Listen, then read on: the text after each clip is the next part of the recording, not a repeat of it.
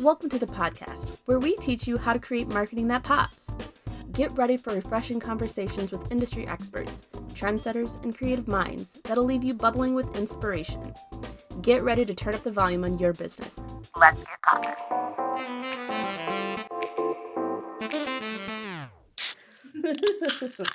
Welcome back to Marketing That Pops. I'm your host, Olivia, and today Michelle is out, but we're not alone. I'm here with our senior designer, Cassie. Hey. Thanks for being on the pod today. Yeah, thanks for having me on. Yeah. Do you want to tell them a little about yourself? I'm the senior designer here, obviously. I went and graduated from Michigan State University with communication and marketing degree. I've been designing for over 15 years, been here and there, done a little bit of everything. But yeah, I really love agency work and working at Flat Pop. Perfect. I love it. We've been talking about getting more of our team members on the pod, so I'm really excited to have Cassie in here with us today. And today we're going to be talking about design. Shocker. But more importantly, we're going to be talking about design trends that we're seeing in 2024. Now that the year is starting to settle in a little bit, we've been seeing a lot of cool things, so I'm excited to get into it. Yeah, lots of things coming ahead. But before we do that, every episode, Cassie, which I'm sure you know because, she works here, she listens to the podcast. Oh, yeah. Every episode, we do a myth that we like to debunk. So we're talking about design. Today, I want to ask you, can anyone do design? What are your thoughts on that? Oh, that's a great question, because I think as an artist, a lot of people are like, oh my gosh, I love what you do. I can't believe it. Mm-hmm. But it is like any sort of skill. The more that you work it, the better it is. Obviously, some people are born with more natural talents and such, but it's a muscle. I mean, if you really want to do design, you can do design. I always thought I couldn't do art because I'm not really good at like life drawing and such. So when I went through fine art schooling, I was sort of like, oh my gosh, can I actually do this? And then as I started to learn more about graphic design, design theory, color theory, I was just absolutely enamored with it. So I'd say if you have the passion for design, you can do design, absolutely. And with all the tools and resources out there, YouTube, and I mean, even if you can't afford higher end programs like the Adobe Suite, Canva, GIMP, there are so many options out there for... Yeah. I mean, and as a designer, like you said, there's all these other platforms that are kind of popping up, and honestly, they're really on the rise. Like even Canva, like a couple of years ago, like it was so limited on the things that you can do, and now it's like, it's kind of crazy, to be honest with you. They're kind of rivaling Adobe at times. I mean, like, what do you think? Like, what's your thoughts on like Canva? Like, do you welcome it, or like, right. or as a designer, are you like, hot topic as a designer? Get out of here! Don't take away my card. Yeah, I definitely think Canva is a good tool. Now, should you be designing everything in Canva? Absolutely not. Should you be designing everything in Photoshop? Absolutely not. All of your programs should be utilized how they should be. You need Photoshop to edit photos and manipulate things. You need Illustrator to work in vectors and sort of large format items. You need InDesign for layouts, booklets, etc. And Canva is like, I will say, probably its strongest suit is social media design and presentations. I think it's so accessible. It's so user-friendly. They have free options. So even if like your business or wherever you're at on your learning scale aren't ready to pay for anything, there are options available. Like you can make good design from anything. It doesn't really come from the program. Yeah. Since we're on the topic, do you feel like there's any like tips or tricks that you've used that maybe they could use if they're just starting to get into like design and like Canva and things? Because there's a few that I've seen that I have liked, and I'm always seeing things on like social. People are like, oh, you could do this cool like I don't even know, like photo overlay, or do this like cool thing with like fonts. I don't know if I have anything super specific. I'll say one of the like cheat sheets, or like I felt like I got cheat codes for graphic design. Yeah. I learned this specifically is grid systems in design theory. If you learn grid systems, you can make anything look good on any platform. When things are on a grid naturally to the eye, everything kind of flows naturally. Your hierarchy comes through clearer. Yep. This is something that I think all designers have to know. And that is my biggest tip. Like you will be better than every other designer the minute you understand grid systems. Okay, guys, you heard it here first. Get to understanding the grid theory. And that's that. Okay, cool. Well, I feel like you answered that. You debunked. So good job. Debunked. So I would like to talk also about just like what we've seen last year, and then we can start talking about what we've seen this year. So last year I feel like there was like a rise of maximalism design Yes. and also like more 3D lettering, I'd say. What do you feel like that you saw a lot of in 2023? Yes, you're correct.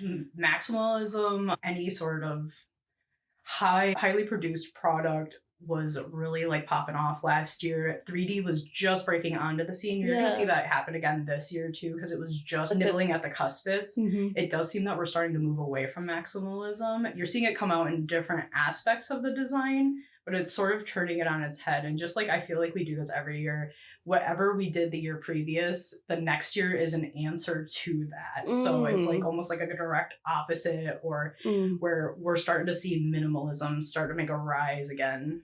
I feel like I also saw a lot of like organic shapes and things like that in 2023. I think there's more of that to come this year. We're seeing a lot of smoothing. The smoothing tools are getting better and better in these design programs, and it's allowing designers to do more with the shapes that are available to them and get really creative. What we are going to see issues with is as this rise with smoothing tools comes along, web developers are having a hard time creating those without them actually being image based. So the like smoothing Yeah. is not quite there technology wise on some of the more basic third party web builders. Yeah. So expect to see more of that. Okay. Well, we'll keep an eye out for it. Do you feel like there was any brands or that really embodied like some of these trends from 2023 at all that you can think of? 2023. Because I was just trying to think, like, was there any brands that really stuck out to me with like the maximalism designs or even like some of those like organic shapes? Definitely the organic shapes. I would say MailChimp sort of led the head on that. These sort of like these hand drawn, hand organic shaped drawings, illustrations, whatever you want to call them, became really, really popular in 2023. I even seen Google adopt them and quite a few other of the big major brands. Yeah. I have seen them move us sort of away from that now. I'm starting to see that disappear, and I think that's just a result of oversaturation. Yeah. Somebody saw it, we all loved it, then we all wanted to do it. Yeah, we're like, I want to.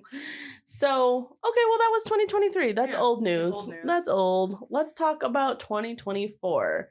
So, what are you seeing for 2024? What's coming? So, I mean, gradients. Are they in? Are they out? This year, they are in. Yeah. Again. I can't believe it. Another year back.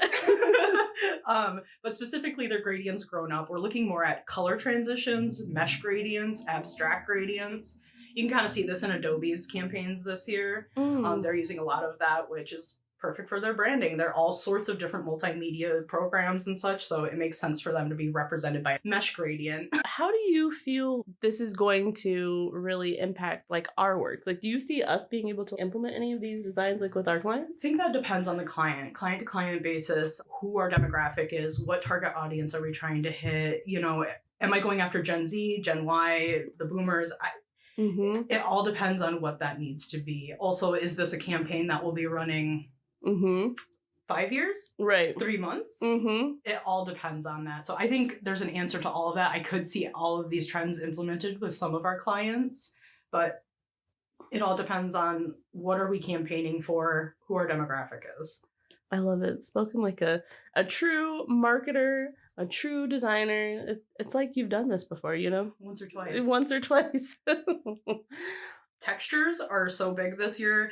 We love the minimalism. We're going back to minimalism, but we don't want to lose all of our zhuzh, I'll say. So adding textures to a flat design is really adding some depth to it. I haven't seen anything out there with some sort of background overlay, multiply. People are really playing with those appearance tabs. And I'm here for it, honestly. And not just textures on backgrounds and such anymore, but we're seeing it on typography, fuzzy letters. Yes, I was just gonna say that kind of like static. It's coming back full front. So not only are they doing the bubble letters, but they're adding texture to these bubble letters now in the 3D.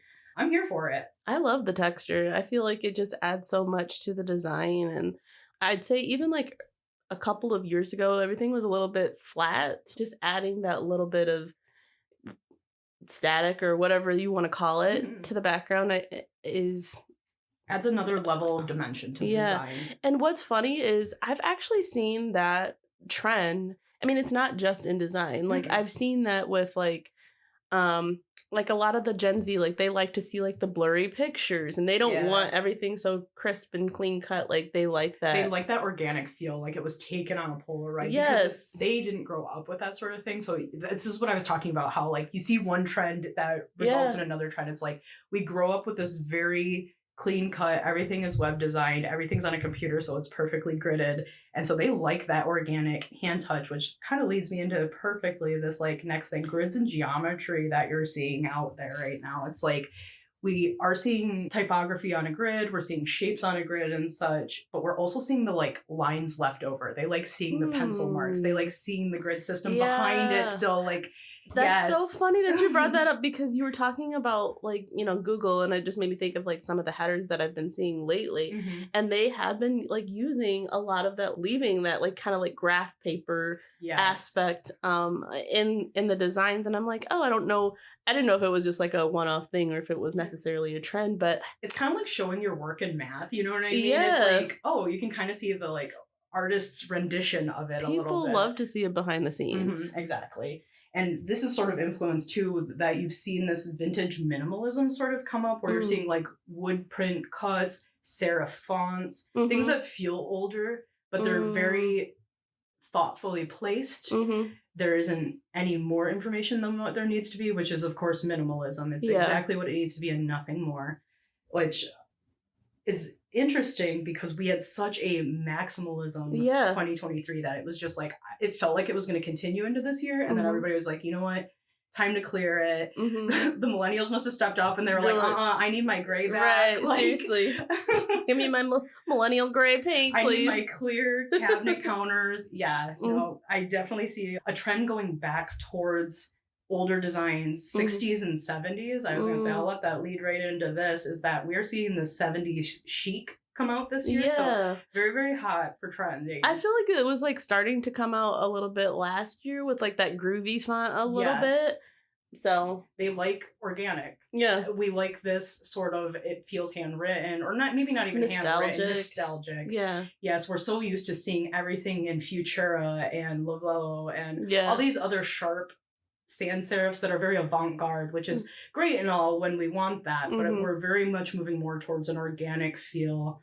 We see Burger King like really leaning into this, and it's funny because they have like really 70s roots, and so they've used that sort of branding before, and their branding is actually based off of that originally with their colors and all that stuff. It's the same kind of 70s chic palette, and they're really leaning into that this year. So definitely check out what they're doing. Like, I'm gonna have to look them up and see what they got going on. As a result of all of this, like you're seeing that 70s chic, which feels more organic. They're more neutral colors, earthy colors, things that you would naturally see in nature. But then you also have this anti-design coming out this year too, this trending. And you're seeing this, like, I see it being called brutalism or industrial design. It's all kind of the same thing. It's knowing the design rules and then turning them on their head, doing overlaid text, cut off text that you maybe can't read all the way, but you can I do love that. Yes. I do love that. And that is an art to make it look so broken but still legible. So that is a big trend this year. The Red Wings have actually adopted this year for their campaign. Yeah, for 2024 and part of the 2023 season, where you're seeing them use mixed fonts. So they're using serif and sans serif in the same wording. And then they're using a handwritten font. So everything looks hand-drawn, like it was written on like a little scoreboard or something like that. Yeah. It's really interesting. I love the Red Wings as it is. And so it was really cool to see them really be at the head of the trends this year. Yeah. It's so interesting. I mean, obviously we see this from like big brands, and like when we're able to see what those, I guess, trends come to fruition. But like I was saying, like you can see it in so many different areas. Like even when you think about like just like artist album art, like they, for instance, like Ariana Grande just came out with her new album, and she's using a lot of the like handwritten fonts and like that we're trying to have it a more personal touch, a handmade touch, because things aren't handmade anymore, and so I think we are craving that, like that human kind of like human interaction, real human touch. Yes. That's just really interesting to me that you can just see it in so many different aspects. And I haven't seen a whole lot of it happening out there yet, other than in news articles, but AI is on the rise out there. And so keep your eyes out for that for sure. We're seeing it again in articles, social media posts. It's funny to see other graphic designers posting, being like, look at this ridiculous AI photo that this news article posted with, you know, it's so clearly AI. But how do you use AI in your design without just typing in a prompt and using the exact prompt it's giving you, you know? How can you utilize that? That's like almost a topic for an entire. That sure is. We'll have to have to stay tuned. We'll have to have Cassie back on before we talk about that. I do want to touch on it just a little bit. Yeah. But I'll get into that in just a second. I guess I want to say is, as you found all of these designs and trends and things that you see that are happening and coming up, how would you encourage designers to kind of stay ahead of the curve and also like incorporate these or not? Yeah, absolutely. I'll say how to stay on the up and up. Have multiple sources. Don't be just looking on Instagram, Pinterest. Look at everything. You know, follow all media formats and stuff. Follow some of your favorite graphic designers. If you're not sure out there, go just search the graphic designer hashtag on Instagram, and I'm sure you'll find somebody who's like your style that you want to follow. Flattery at its highest form is imitation. And so seeing something that you love and going, how can I apply that to my campaign? Or how can I do this? I love what they're doing, but how does that work for my demographic, my audience, and my client? And so that's honestly like probably another good tip is a lot of times whatever I'm working on is inspired by something that I saw maybe years ago, or I'm like, wow, dang, that was really executed, but maybe I can execute it better, you know? Yeah. No, I agree with that wholeheartedly, because one thing inspires another thing, thing. And honestly, that's how we get these these trends and these new things that come up. So I would say just try it out, try to incorporate it into your design. And if it doesn't work, it doesn't work. Yeah. But if it does, ooh. So out of all of these designs, which one of these is your favorite that you're seeing that you want to try to incorporate, or that? I would say I love anti-design. I always have. I think every designer loves anti-design because here's all these rules they taught you. These are the absolute Bible of what graphic design should be. And it's like knowing those rules and being able to break them and go, well, I am going to overlay this text so it's harder to read. And there's ways that you can take that to your advantage too. So maybe now the headline is a little bit harder to read. Now you know that your audience needs to sit there and actually read it. So you don't want it on a billboard like that, do you? Because I mean, they see it for 5 seconds and drive right past. But a poster that is going to be in an exhibit that you know people are going to be in the exhibit and looking at, absolutely. This is a good time to incorporate that sort of design if that's what you're going for and if that's what aligns with your client's brand voice. It's like you knew that I was talking about brand voice last week, Cassie. It's so important. AI, we got to talk about it. Of course. Yeah. Hot topic. How do you feel about AI and incorporating its rise in the future, I guess I should say, for designers? Does it make you nervous? No. Do you like it? Do you welcome it? I welcome it. You have to be a designer, you have to roll with the trends. You have to roll with the new upcoming technology. And let's be real, AI is not going anywhere. We need to learn how to incorporate it into our business and all structures. For designers, I'm hoping in the future it'll help with like layout inspiration. You know, we were talking about where do you pull your inspiration from? It sounds like AI, and the more I'm learning about it, that you can use that as prompts in order to get to an idea that you're maybe like grasping at, or I've definitely been inspired by some of the results it's given me before where I'm like, oh, you know what? I love the way that looks. I can kind of photo manipulate something to look similar and get exactly what I want. I would say use it as a tool in times where I can't find a specific stock image and my client doesn't have something, a specific like popsicle or something like that. If I'm trying to emulate a flavor or such, that I'm able to go, oh, give me a purple popsicle dripping on a stick, you know, and definitely learn how to do the prompts properly. There's such things as lazy prompts and really in-depth prompts, and you can get too in-depth or like too specific. So really kind of research and get out there and find some resources to how to get the right prompts that you need to create your designs. That sounds like a good blog topic that maybe I should write. That would be a great blog topic. Okay. I'd read it. I'll get on it. I love that answer. So what do you feel is most important? Do you feel like timeless design or following the modern trends? Ooh, this is such a good question. So I'll start by saying that neither is right, neither is wrong, but it depends on what you're designing it for. So for instance, say I'm creating a brand new brand. This brand, let's say Nike. Let's say when they're creating Nike's brand, you want something that is going to look good now. And you don't want to pay for another logo. You don't want to change up your brand because then who are you to people? Right. You know? And so your brand should be timeless. Logos should always be timeless in some way, shape, or form. So really think about timeless design for campaigns that are lasting a very long time or things that are going to be representing the company forever. Right. I would say more trendy designs are way more effective and essential when you're doing shorter campaigns, yearly campaigns, etc. I mean, you even see this like at the Super Bowl level of like, they're looking up keywords that are trending. Oh, babies are hot. Monkeys are hot. We need a baby monkey in our Doritos commercial. Right. You know what I mean? It's sort of that funny thing. So I would definitely say there's a place and time for both of those. Don't ever let anybody tell you, oh, you always have to do timeless design. And yes, we'd love our designs to hold up to the test of time, but let's be honest, like, it's all based on trends, opinions, and your demographic.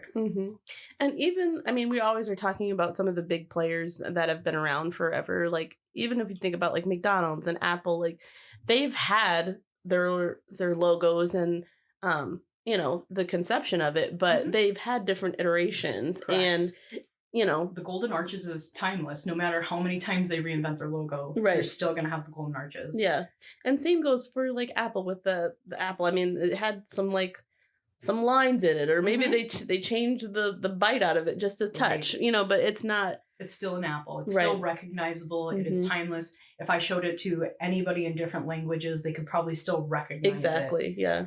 Yeah. Interesting. Okay. I love it. Is there a brand that you feel like you love, like their design at all? Like you're like, oh, I just love what they've got going on. Oh man. This is just personal questions. I just want to know. There's so many. I know I already said the Red Wings, but I am just in love with the Red Wings branding this year. I'm so proud of them. Like, I don't know. A lot of times if you're a fan of something and you see bad design over and over again, you're just like, yuck. And then to see them actually do something and somebody put in some effort, you're like, oh, I don't know who's behind the scenes, but great job. Yeah. Yes. Yeah. No, for sure. Awesome. Well, Cassie, I appreciate you being on the podcast today. And we're going to have you back because obviously we need to get into the nitty gritty of the AI. Yeah. I can't wait to be back. Okay, perfect. Thanks for listening with us today. Stay tuned for the latest in web marketing and design from ThrivePop. Want to be a pop star? Head over to thrivepop.com/podcast to join our mailing list for episode notifications, sneak peeks, listener feedback, and more.